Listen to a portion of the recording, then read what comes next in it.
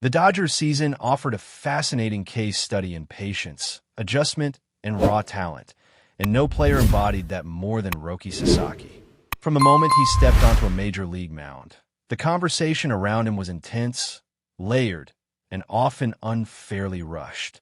Expectations followed him across the Pacific, shaped by years of dominance overseas and the mystique of elite velocity. And those expectations collided immediately with the reality of a rookie trying to find his footing at the highest level of the sport. Thrown straight into a spotlight few rookies ever experience, Sasaki debuted on one of the biggest international stages possible, pitching in front of a packed Tokyo crowd with the baseball world watching closely. The early moments were electric and chaotic at the same time. The radar gun flashed triple digits right away, a reminder of why he was so coveted, but the command wavered, the rhythm felt uneven, and the outing was more about flashes than control. That balance between promise and inconsistency would define much of his first year. Over his first stretch of appearances, Sasaki was not overwhelmed, but he also did not resemble the untouchable force many imagined. The results were uneven, and the numbers reflected a pitcher still searching for feel. His earned run average sat higher than expected, and while he was able to navigate lineups at times, he struggled to finish hitters the way he once did. Strikeouts were down, walks were up, and the margin for error felt smaller every time he took the ball. A major part of that adjustment came down to velocity and health. In Japan, his fastball lived comfortably near the upper edge of the scale, overpowering hitters and setting up everything else. With the Dodgers, that pitch arrived with less zip more often than not, sitting in a range that demanded precision rather than intimidation. Without peak velocity, the fastball became more hittable, especially against disciplined major league hitters who could wait him out and punish mistakes. Ironically, his best pitch still played. The signature forkball remained a weapon, dancing and disappearing enough to miss bats and induce weak contact. Hitters struggled to square it up, and it provided a reminder that Sasaki's raw stuff was still special. The issue was that without a dominant fastball to pair with it, the overall package felt incomplete, and opposing lineups began to adjust. The Dodgers attempted to manage his workload and mechanics carefully, hoping a controlled approach would protect his body and allow him to build strength over time. That plan produced mixed results. There were outings where he showed poise and competitiveness, battling through traffic and keeping the team in games, but the breakthrough never fully arrived. Eventually, physical setbacks intervened, and a shoulder issue sent him to the injured list, pausing a season that already felt like a grind. His time away from the major league roster became a turning point. Working in the minors, the focus shifted from results to reconstruction. The organization dug into his delivery, looking for answers hidden in subtle movements. What emerged was a mechanical issue rooted in timing and posture, a small flaw with massive consequences.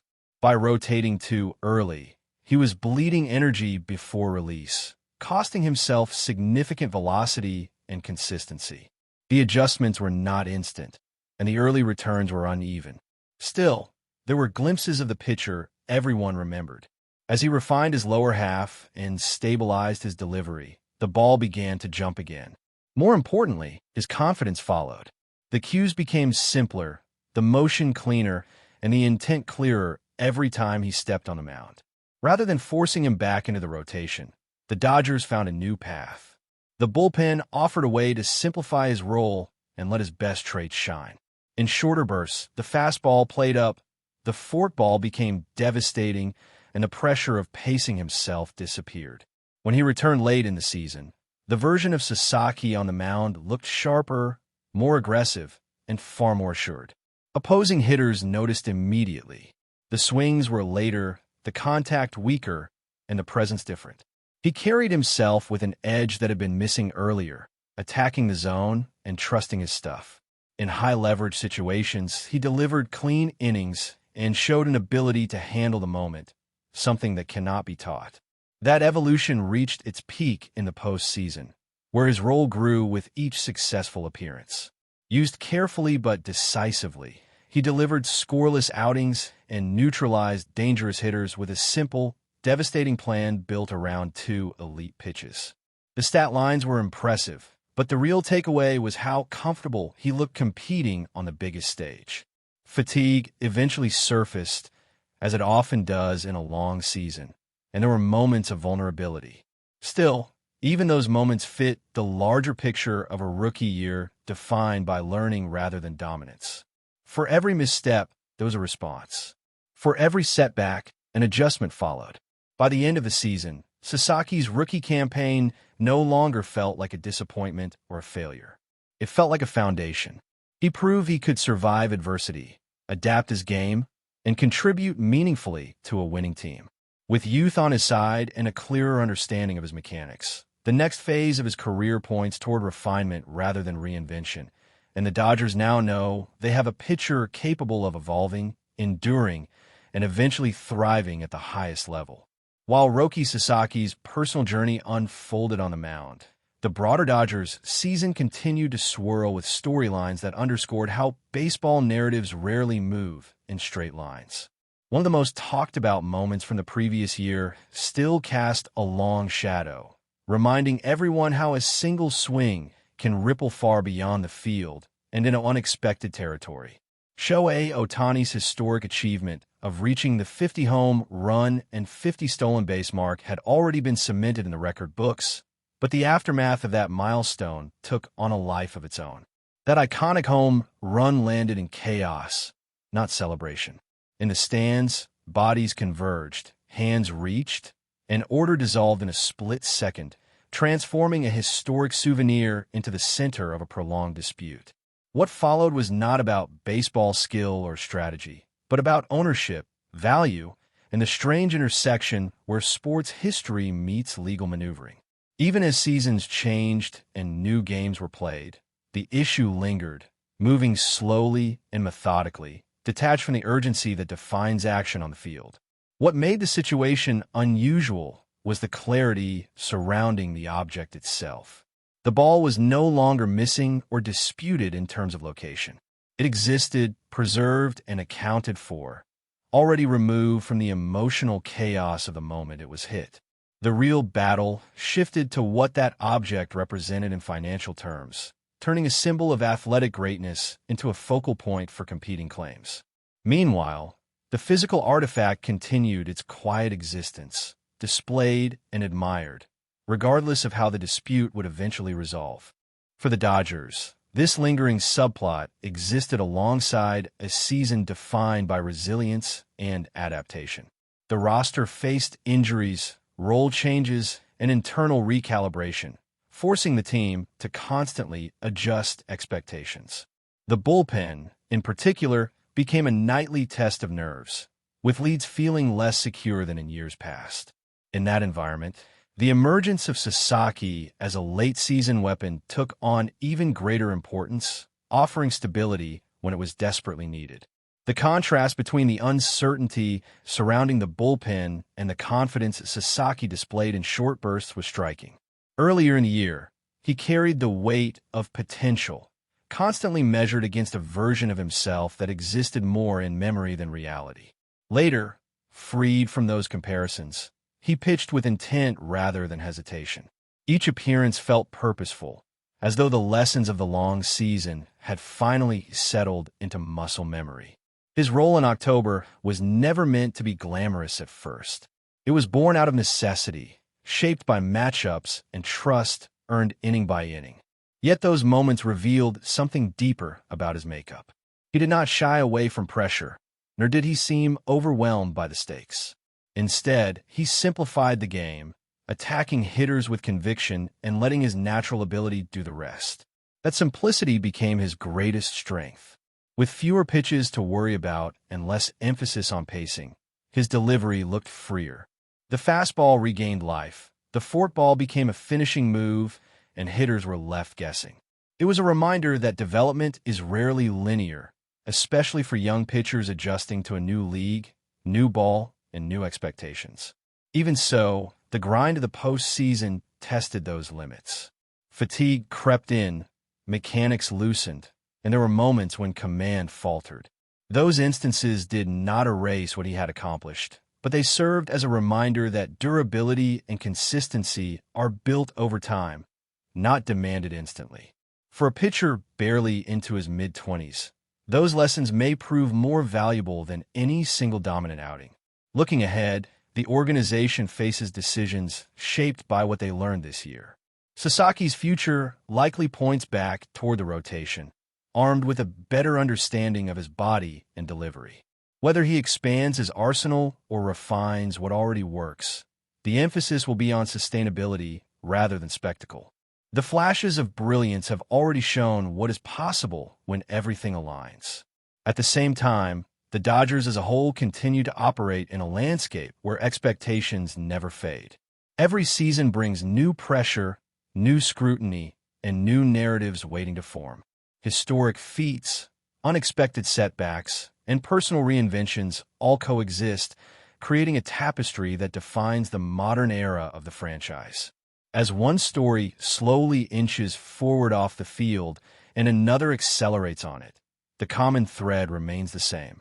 Baseball thrives on imperfection, on the unpredictable turns that force players and teams to adapt.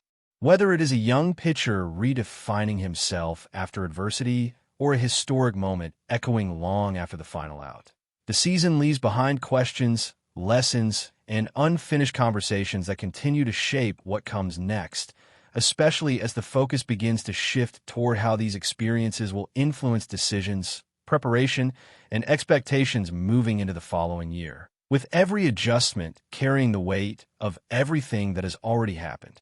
As the organization reflects on everything that unfolded, the most revealing aspect of the season may be how adversity reshaped priorities across the roster. The Dodgers entered the year with championship expectations, yet the path toward contention demanded constant recalibration. Injuries forced depth players into prominent roles. Pitching plans evolved month by month, and patience became as valuable as talent. In that environment, development was no longer theoretical. It was happening in real time, often under unforgiving circumstances. Roki Sasaki's arc fits perfectly into that broader picture. This season underscored how thin the line is between dominance and struggle at this level. What separates pitchers who endure from those who fade is not raw stuff, but the ability to diagnose problems and accept change. Sasaki did exactly that. Rather than resisting adjustments, he leaned into them, trusting the process even when results lagged behind effort. That mindset shift became as important as any mechanical tweak. The Dodgers' player development infrastructure played a crucial role in guiding that transformation. Instead of reacting emotionally to surface-level results, the focus stayed on movement patterns, sequencing, and repeatability. Those details rarely show up in box scores, but over time, they shape careers.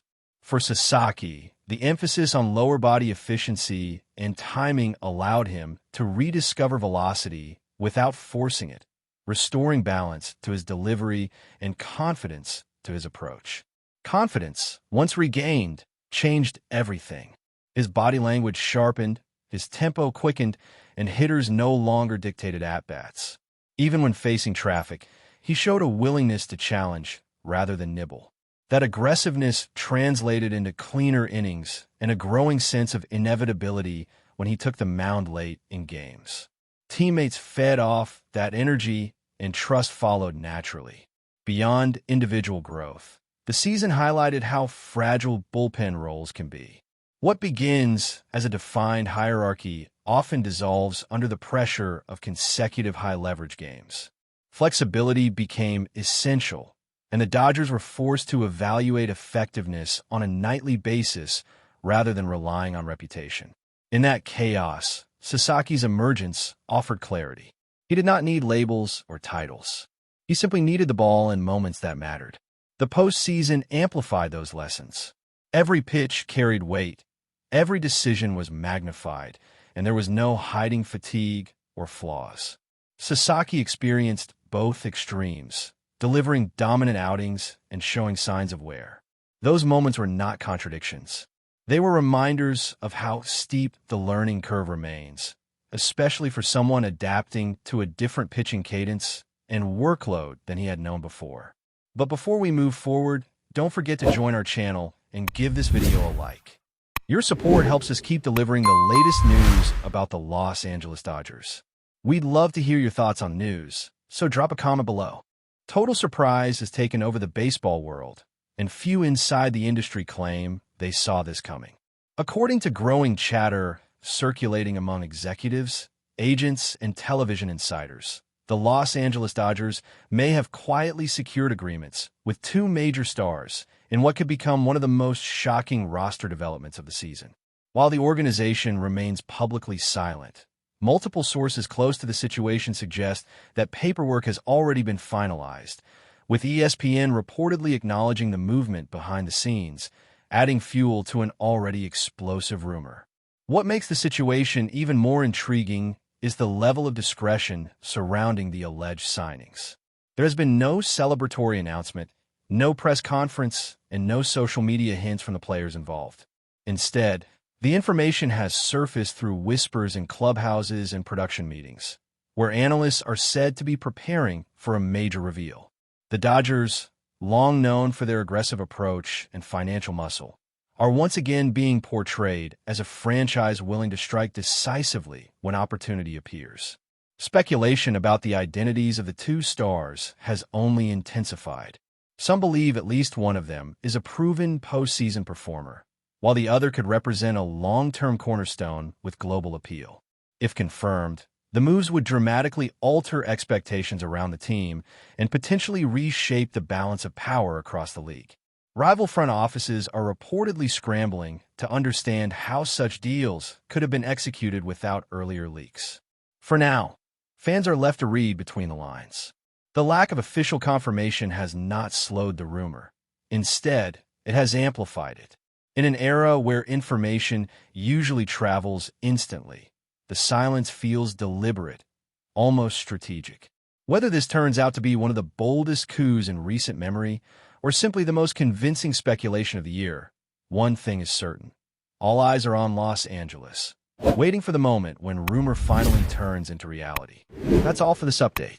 If you enjoyed the video and want to stay up to date with exclusive news about the Los Angeles Dodgers, be sure to subscribe to our channel and hit that like button. We always appreciate your comments and feedback. See you in the next video.